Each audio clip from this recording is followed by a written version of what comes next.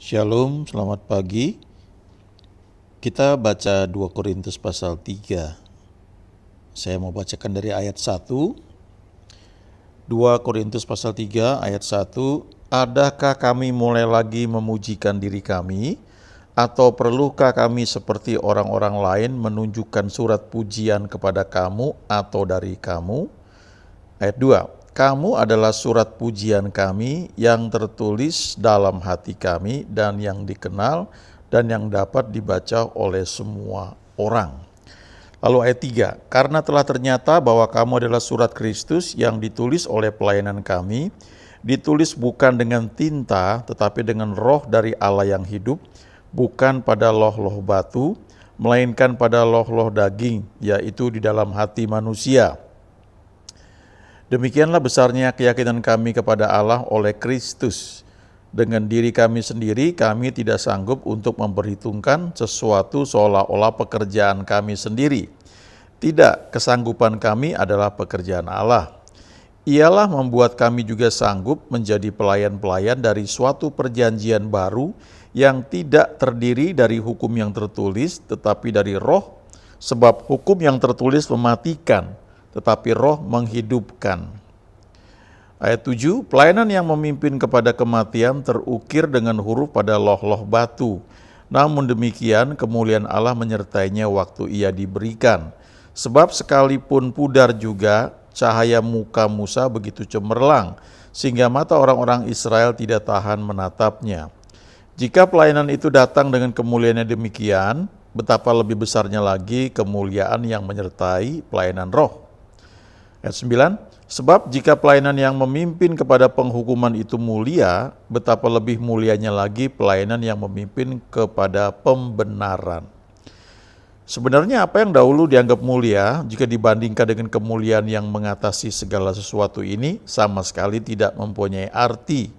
Sebab jika yang pudar itu disertai dengan kemuliaan, betapa lebihnya lagi yang tidak pudar itu disertai kemuliaan.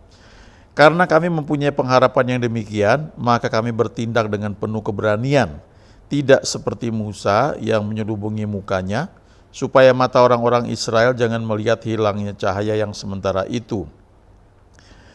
Ayat 14, tetapi pikiran mereka telah menjadi tumpul, sebab pada hari ini selubung itu masih tetap menyelubungi mereka, jika mereka membaca perjanjian lama itu tanpa disingkapkan. Karena hanya Kristus saja yang dapat menyingkapkannya. Bahkan sampai pada hari ini setiap kali mereka membaca kitab Musa, ada selubung yang menutupi hati mereka. Lalu ayat 16, tetapi apabila seorang berbalik kepada Tuhan, maka selubung itu diambil daripadanya. Nah, ini ayat sentralnya, ayat 17. Sebab Tuhan adalah roh, dan di mana ada roh Allah, di situ ada kemerdekaan. Ayat terakhir, ayat 18, dan kita semua mencerminkan kemuliaan Tuhan dengan muka yang tidak terselubung, dan karena kemuliaan itu datangnya dari Tuhan yang adalah roh, maka kita diubah menjadi serupa dengan gambarnya, dalam kemuliaan yang semakin besar, atau from glory to glory. Nah, perikop ini, ya, bagian ini, 2 Korintus pasal 3, ayat 1 sampai dengan 18, ini membicarakan tentang dua jenis perjanjian, ya, perjanjian lama dan perjanjian baru. Musa itu berada di perjanjian lama. Nah, kita juga Paulus, ya, itu mengatakan bahwa kita ini ada di perjanjian baru. Nah, menarik sekali, ya, kalau kita baca di sini ada beberapa hal, ya. Coba saya bacakan lagi ayat 2, ya. Kamu adalah surat pujian kami yang tertulis dalam hati kami dan yang dikenal dan yang dapat dibaca oleh semua orang, ya.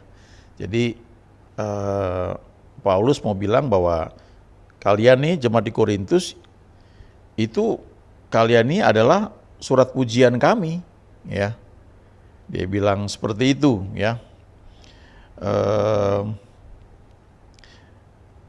Dalam terjemahan bahasa Inggris, ya, dikatakan you yourself are our letter, ya. Kalian semuanya adalah surat kami, ya. Whose writing is in our heart, ya. Yang ditertulis dalam hati kami, open for every man's reading and knowledge, ya. Jadi setiap orang bisa membaca dan mengetahuinya, ya.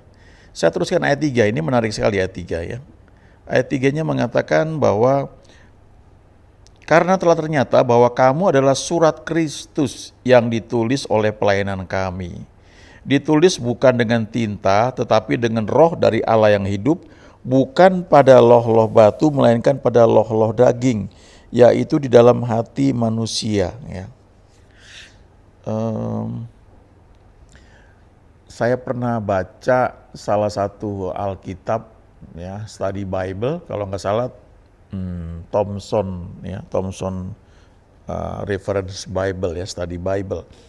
Jadi dia bilang bahwa zaman dulu, ya, firman itu cuma dikomunikasikan dari Tuhan kepada orang-orang tertentu, kemudian mulai didokumentasikan, ditulis, ya.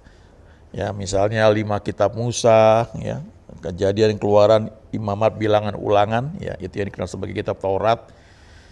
Nah, Paulus juga mengatakan di situ ditulis di atas loh-loh batu, ya. Tapi di Perjanjian Baru ini dia bilang bahwa kita ini, ya, adalah surat Kristus. Nah, kalau konteksnya 2 Korintus ini, Paulus mau bilang sama jemaat di Korintus, ini telah ternyata bahwa kamu ini surat Kristus. Surat Kristus yang ditulis oleh pelayanan kami, oleh pelayanan yang Tuhan percayakan kepada kami. Dan itu ditulis bukan dengan tinta, tapi dengan roh dari Allah yang hidup. Dan itu dituliskan di dalam hati manusia. Jadi istilahnya Paulus mau bilang, Tuhan pakai kami untuk menulis tentang Kristus dalam hati kalian, sehingga itu bisa dibaca oleh orang lain. Kalian itu menjadi surat Kristus yang terbuka, yang dibaca oleh banyak orang, dan itu ditulis oleh Roh Kudus yang memakai kami untuk melayani kalian. Kalian berubah menjadi ciptaan baru, kalian menjadi firman yang kalian menghidupi firman begitu rupa sehingga orang melihat firman yang dipraktekkan, ya, karena kalian itu menjadi ciptaan baru, ya. Kira-kira seperti itu, ya. Ada banyak hal yang menarik, ya. Lalu Paulus lanjutkan, saya lompat langsung ayat 6.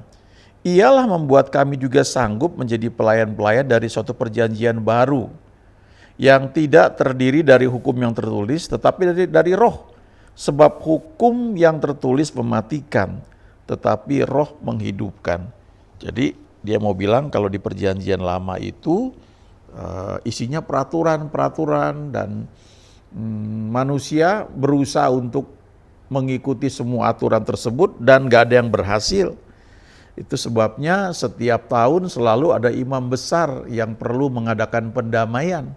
Setahun sekali masuk ruang Maha Kudus, ya, membawa korban, kemudian menyucikan, ya, sehingga dosa-dosa umat Israel pada masa itu dihapuskan, ya. Nah itu terjadi berulang-ulang, ya. Setiap tahun imam besar itu masuk ke ruang Maha Kudus, ya, kalau baca di Perjanjian Lama, dan banyak aturan yang kalau kita pelajari detail, ya mungkin hanya buat pengetahuan karena kita sekarang hidup di Perjanjian Baru. Ada banyak hal itu di Perjanjian Lama yang sudah digenapi lewat Yesus sehingga kita nggak perlu lakukan hal itu, tapi kita lakukan apa yang memang itu menjadi bagian kita di Perjanjian Baru, ya. Misalnya begini, salah satu contoh yang jelas adalah ketika di Perjanjian Lama itu ada perjanjian sunat, ya. Abraham itu diperintahkan untuk disunat dan juga semua anggota keluarganya yang laki-laki yang bersama-sama dengan dia, orang laki-laki itu mesti disunat. Nah, Paulus bilang di Perjanjian Baru bahwa sunat kita itu sunat hati, ya, bukan sunat secara fisik lagi. Nah, itu beberapa contoh bahwa Perjanjian Lama dan Perjanjian Baru itu menjadi beda sekali, ya. Kita tidak mengabaikan apa yang ada di Perjanjian Lama, tapi itu semua, ya, digenapi oleh kematian Yesus di kayu salib.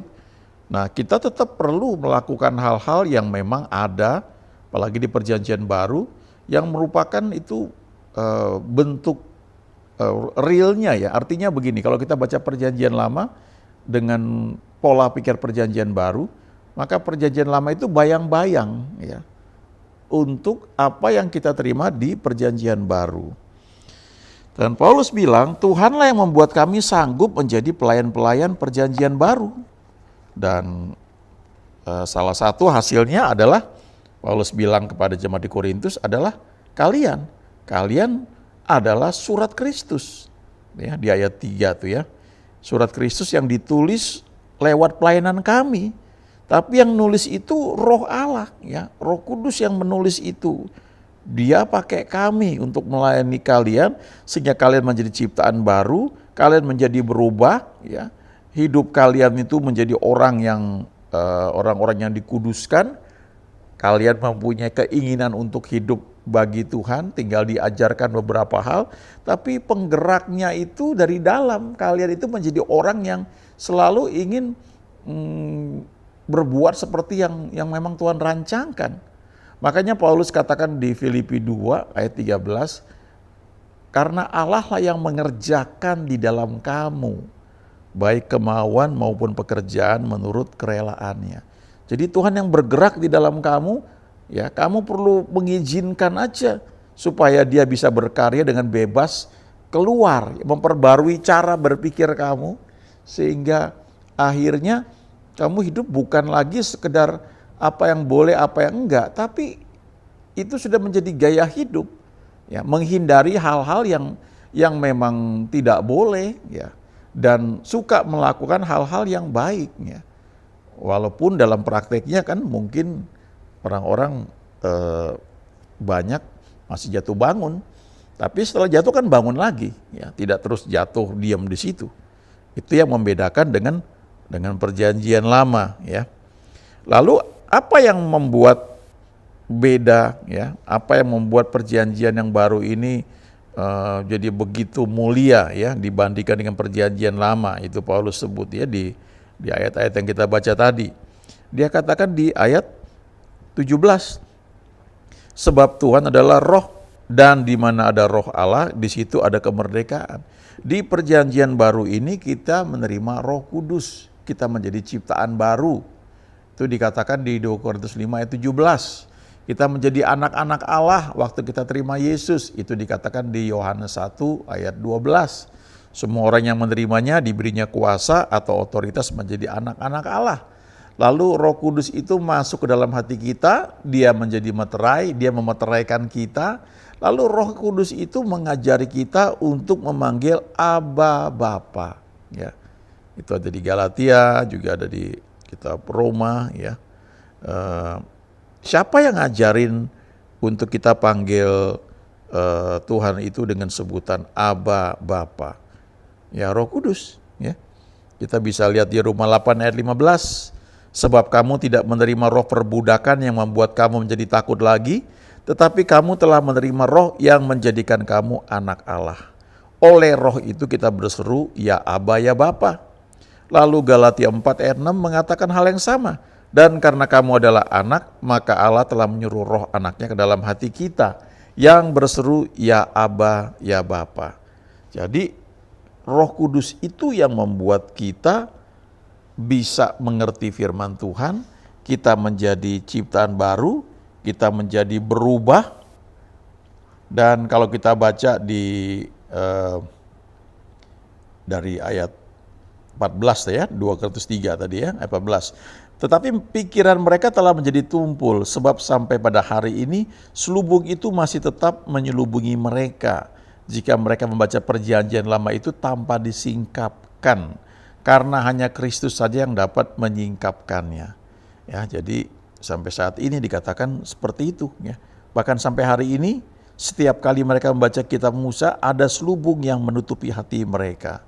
Lalu ayat 16 ini, tetapi apabila hati seorang berbalik kepada Tuhan, maka selubung itu diambil daripadanya. Jadi waktu kita memutuskan percaya kepada Yesus, kita disingkapkan mata rohani kita, sehingga kita bisa membaca perjanjian lama dengan pola pikir perjanjian baru. Ya, ada selubung yang sebelumnya itu ada dicopot, sehingga kita bisa mengerti banyak hal yang ditulis di Perjanjian Lama ya, dan juga di Perjanjian Baru ya. Baru di ayat 17 ya, ayat sentralnya, sebab Tuhan adalah roh dan di mana ada roh Allah di situ ada kemerdekaan. Ini hal yang sangat luar biasa ya. Perlu membaca bagian ini berulang-ulang dari ayat 1 ayat 18, dan kita perlu mengizinkan Tuhan yang mengajari kita, menyadarkan kita bahwa kita hidup di zaman yang sangat luar biasa. Ya, kadang-kadang saya suka kagum juga ya, tidak hanya ketika mendengar hamba Tuhan khotbah, menyampaikan ayat-ayat yang sebelumnya nggak pernah terpikir bahwa artinya seperti itu, tapi juga pada saat merenungkan firman Tuhan secara pribadi, terus seperti dibukakan, oh artinya tuh ini ya. Ini luar biasa sekali ya. Kenapa bisa begitu? Karena ada roh Allah, ada Roh Kudus di dalam hati kita. Kita yang menjadi ciptaan baru. Ya, jadi kita membaca firman itu selubung itu dibukakan ya. Seperti ayat-ayat yang dikatakan tadi. Tentu ada hal-hal yang kita belum mengerti juga ya, walaupun ketidakmengertian kita itu tidak menghalangi kita untuk tetap baca firman Tuhan. Karena kalau kita pun belum mengerti, ya mungkin belum perlu buat kita untuk saat itu. Tapi yang jelas, hal-hal yang sudah kita mengerti, itu untuk kita praktekkan, itu menjadi modal kita ya dalam kehidupan. Sehingga apapun yang kita lakukan, itu kita tahu bahwa kita dalam jalurnya Tuhan. Ya. Kita ini kan yang sudah terima Tuhan menjadi anak-anak Allah, ya, sudah terima Yesus menjadi anak-anak Allah, menjadi warga kerajaan surga. Ada hukum-hukum surgawi yang membackup kita. Tapi bagaimana hukum-hukum itu bisa membuat kita memperoleh manfaatnya yang sangat baik, ya? Kalau kita tidak menyadari hal itu atau kita tidak belajar, maka kita rugi sekali ya. Kita seperti orang yang datang ke satu daerah ya, kita turis misalnya begitu, kita warga negara Indonesia, kemudian kita pergi jalan-jalan ke Eropa misalnya, lalu kita sudah disuplai semua yang dibutuhkan untuk berada di Eropa.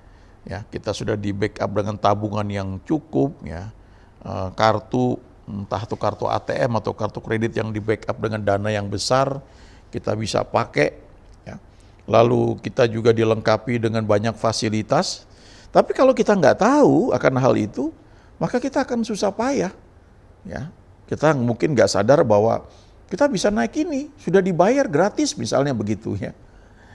Satu ketika ada pengalaman ketika di satu negara ya, ternyata kami, saya dengan istri itu sudah beli satu kartu yang berlaku sebulan ya.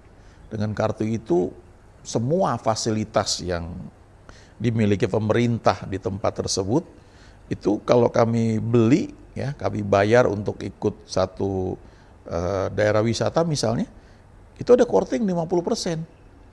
Ya, jadi perlu rajin-rajin ketika mau masuk satu daerah, mau naik misalnya mau naik cable car, tanya, ini kami punya kartu ini bisa korting nggak? Oh bisa ya. Nah kalau kita nggak tahu itu kan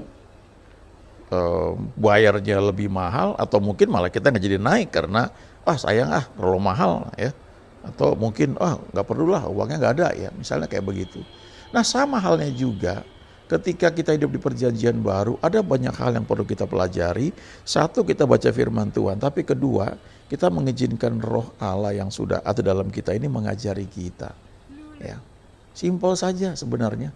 Cuma tiap pagi katakan, Tuhan terima kasih, selamat pagi, pimpin aku sepanjang hari ini, aku buka hatiku untuk tuntunanmu, biar setiap hal yang aku jalani, aku dalam tuntunanmu senantiasa.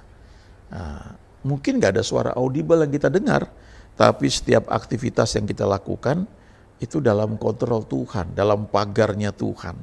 Kita dihindarkan dari hal-hal yang tidak perlu kita alami. Ya. Kita dilindungi sedemikian rupa sehingga kita boleh senantiasa berada di waktu yang tepat, pada waktu yang tepat, ya. Bertemu dengan orang-orang yang tepat dan mengerjakan hal-hal yang tepat. Ya. Ya, enak sekali ya kita hidup dalam tuntunan Tuhan, dan banyak hal yang Tuhan sediakan bagi kita yang percaya. Amin.